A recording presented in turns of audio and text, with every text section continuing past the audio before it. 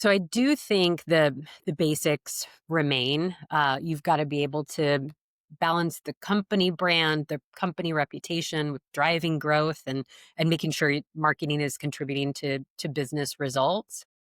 I think now CMOs are really needing to think about how do they become orchestrators of AI strategy across their team, across marketing, as well as the pieces of the business that marketing is touching. So I think it's always been about managing resourcing. Do CMOs have the right team members? Do those team members have enough time? Do they have enough budget? Does the CMO have enough time to kind of think about strategy? But now we need to think about how do we leverage AI within all of that to be more efficient, more creative. So as I think about those future skills for CMOs and really any leader, it is about driving agility across the team, as well as the go-to-market motions that we're always involved in, and making sure that we're thinking about, how are we leveraging AI ethically? How are we leveraging it in the right ways for the best output? Right. So I think it is a fascinating time to be a marketer, a CMO, as you think about just this constantly evolving world out there. Yeah, yeah. I mean, I feel like, I got my career started at the early days of the internet, so, it feels like that kind of sea change almost in I didn't have a lot of marketing experience prior to that, so but I that big change of just like lots of people trying to figure out how to best harness this power and these capabilities. And I know Wrike has certainly expanded the capabilities within the tool itself, using AI. Maybe can you share how you're using AI within, because you use Wrike within Wrike, right? So how are you using AI within your marketing organization? By using Wrike and other methods. Sure.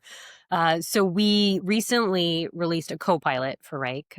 So this really helps the team prioritize their tasks. It routes approvals. It auto summarizes project updates, and that really saves the team hours each week so that they can focus on more strategic things.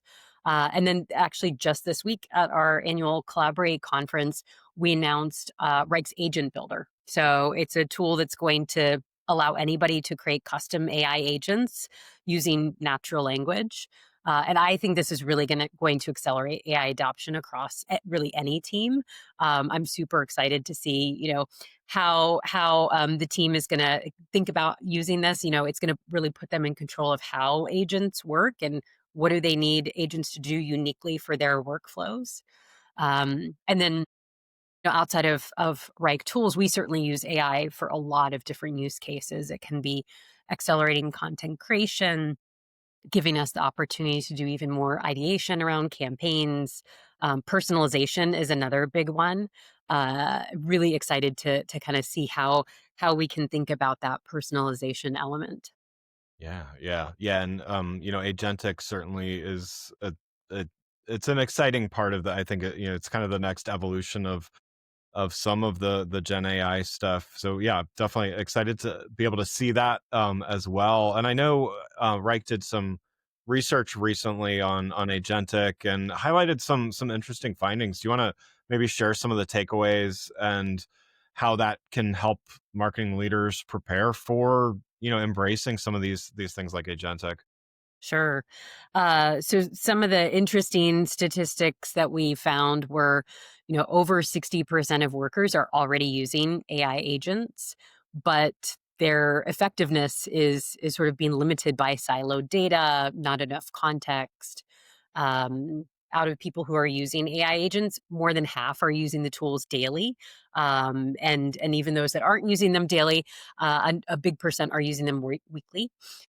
And so if you think about employees who have access to, both planning and execution tools, the question is like, how do you integrate those? How do you make sure you're not using fragmented data? You've got multiple systems that are potentially impacting the efficiency of AI agents.